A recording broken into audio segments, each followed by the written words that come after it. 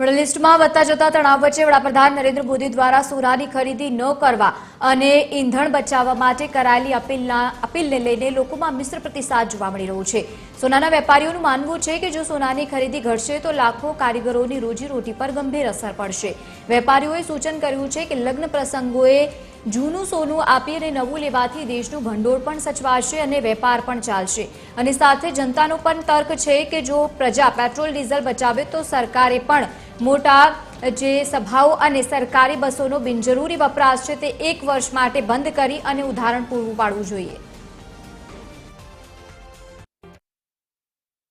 હું એક ધંધાર્થી છું અને જ્વેલર્સ ભાઈઓ વતી હું મોદી સાહેબને એક વિનંતી કરું છું કે જેવી જ રીતે તમે બીજા ધંધાર્થીઓને ટેકાના ભાવ આપો છો, વીમો આપો છો, તો 1 વર્ષ માટે જો જ્વેલર્સ ભાઈઓનો, નાના નાના સોની કારીગરોનો ધંધો બંધ થઈ જશે, કામકાજ બંધ થઈ જશે, આમે મંદી છે, આમે કામકાજ ભાવના હિસાબે ઓછું છે, તો જો ઠપ થઈ જશે તો અમારું શું, અમારા પરિવારનું શું? આ બાબત પણ એક વિચારવા જેવી છે।